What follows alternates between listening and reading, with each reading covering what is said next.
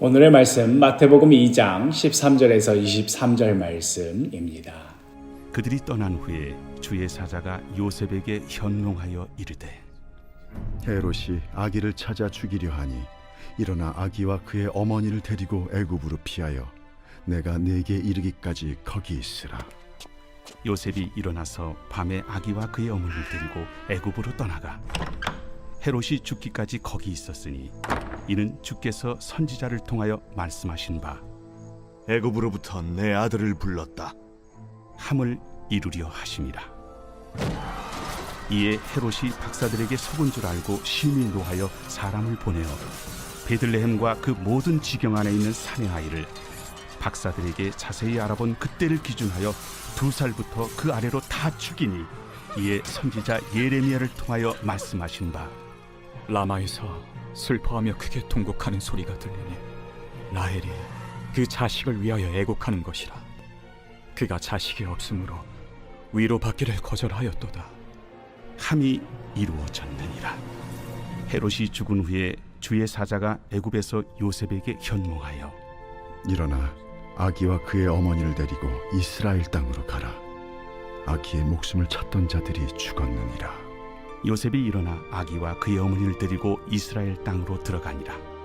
그러나 아켈라오가 그의 아버지 헤롯을 이어 유대의 임금됨을 듣고 거기로 가기를 무서워하더니 꿈에 지시하심을 받아 갈릴리 지방으로 떠나가 나사렛이란 동네에 가서 사니 이는 선지자로 하신 말씀에 나사렛 사람이라 칭하리라. 하심을 이루려 함이로라. 성탄 주간을 맞이하여서 성탄절 관련 본문으로 묵상하고 있는 중입니다.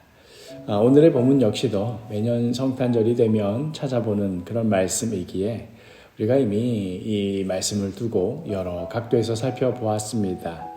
오늘은 예수님께서 오신 세상의 모습이 어떠했는가 하는 그런 점에 주목해서 한번 말씀을 살펴보려고 합니다. 예수님께서는 저 높고 높은 하늘에서 낮고 낮은 이 땅, 특별히 그 냄새나는 구유에 이르는 그런 자리에까지 친히 낮아지셨습니다. 우리들이 흔히 성탄절 연극에서 보게 되듯이 여관방 주인이 문을 열어주지 않아서 그래서 어쩔 수 없이 마구간 그 구유에 나시게 되는 그런 일이 벌어진 것일 수도 있겠지만 사실 따지고 보면 근본적으로는 권력자의 야욕 때문에 생긴 일이었습니다. 제국을 유지하기 위해 식민지를 개척하고 또 그 식민지 백성들의 수를 정확하게 조사하여서 세금을 거둬들이기 위한 정책으로 강제적으로 인구조사를 실시하게 한 로마 제국의 카이사르 아우구스투스의 명령 때문에 벌어진 일이었습니다. 사람의 몸을 입고 친히 이 땅 가운데 오신 이 세상의 그 모습은 힘 있는 자들, 세력을 가진 자들에 의해서 힘없고 약한 자들이 수탈을 당하고 험한 꼴을 당하고 이리저리 원치 않는 삶의 자리로 내몰리던 그러한 세상이었습니다. 아기가 누워있는 구유의 이면에는 이러한 권력의 냉혹한 면모가 숨겨져 있는 것이지요. 오늘의 본문에서는 거기가 끝이 아니었음을 보여줍니다. 동방 박사의 방문으로 인하여서 이제 새로운 사실을 알게 된 거지요. 자신의 권력 유지에 흠집이 생길 것을 우려했던 그 헤롯 대왕이 아예 그 싹부터 제거해버릴 요량으로 아주 무자비한 명령을 내리게 되는데 오늘 본문 16절에 이에 헤롯이 박사들에게 속은 줄을 알고 심히 노하여 사람을 보내어 베들레헴과 그 모든 지경 안에 있는 사내 아이를 박사들에게 자세히 알아본 그때를 기준으로 하여 2살부터 그 아래로 다 죽이니 아무런 죄도 없는 아기까지도 가차 없이 죽이도록 명령을 하고 또 그 명령이 진짜로 실행이 되고 그리고 힘없는 자들은 여지없이 당하고야 마는 그런 무시무시한 세상이 바로 예수님께서 태어나신 그러한 세상이었습니다. 아기를 살해하라는 명령은 애굽에서 히브리 족속들이 노예 생활을 하던 당시에도 그때도 내려졌던 명령이기도 했지요. 그때도 아기가 무슨 죄가 있어서 그런 명령을 내린 것이 아니었습니다. 다만 계속해서 태어나는 이 아이들로 인하여서 자신의 권력에 흠집이 날까 그런 염려 때문에 아예 그 싹을 자르겠다 하는 아주 단순한 이유로 아무렇지 않게 그 귀한 생명들을 싸그리 쓸어버렸던 것이지요.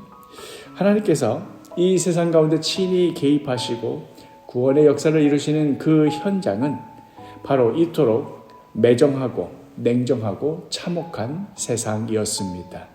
그렇게 요셉과 마리아 그리고 아기 예수는 애굽으로 피신하여 겨우 목숨을 건지게 됩니다.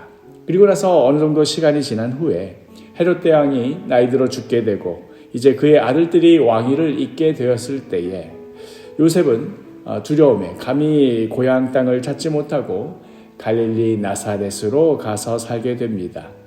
요즘식으로 표현하자면 본향으로 되돌아가지 못하는 난민이 되었던 셈이지요. 이 역시도 따지고 보면 권력자들의 횡포 때문에 벌어진 일이었습니다. 구유에 누일 수밖에 없는 상황에 내몰리고 권력자들의 칼에 아기까지도 죽임을 당하는 그런 상황에 내몰리고 권력자들의 칼을 피해 난민의 삶을 살아야 했던 그런 모습, 이것이 바로 하나님이신 그분이 친히 이 땅 가운데 오셨을 때에 이 땅 가운데에서 겪어야만 했던 그러한 삶의 모습이었습니다. 누군가는 이러한 현실에 대해서 권력자들에 의해서 아기가 살해되고 원치 않는으로 쫓겨나서 난민처럼 살게 되는 이러한 현실에 대해서 분개하면서 그러므로 저 권력을 개혁해야 한다. 저 악한 권세자들을 끌어내리고 선한 국가 제도로 선한 권력자로 다시 세워야 한다고 그리하여 다윗과 같은 선한 군주가 나선다면 다윗의 영광을 다시 회복할 메시아가 나타나 주기만 한다면 더 이상 이러한 비극은 벌어지지 않을 것이라 기대하였습니다. 그리고 예수님이 공생애를 시작하시며 여러 가지 놀라운 기적들을 보여주시자 사람들은 예수님을 보며 그러한 메시아적 기대감을 꿈꾸기 시작했던 것이지요. 저 예수라면, 저 메시아라면 그거 충분히 가능하겠다.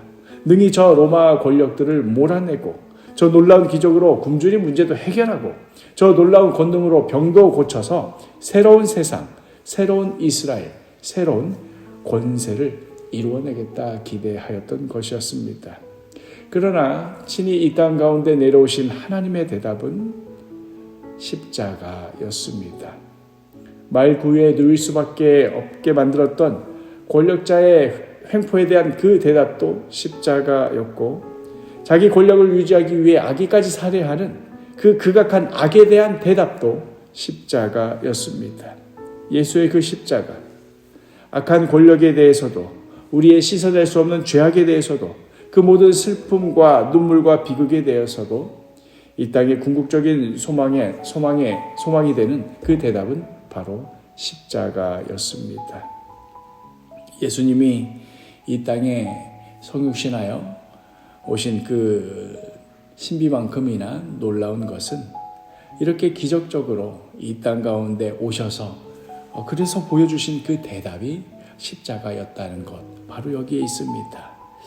성탄 전날의 새벽이지요. 우리 주님께서 우리와 친히 함께 하신 그 성탄의 기적에 대한 감사가 가득한 하루가 되기를 소망합니다. 또한 이렇게 우리를 찾아오신 그 궁극적인 이유가 십자가에 있었음을 깊이 묵상하는 그러한 하루가 되기를 바랍니다. 우리가 받은 그 십자가 사랑과 은혜, 이제 이웃들과 함께 나누는 따스한 성탄의 시간이 되기를 간절히 축복합니다.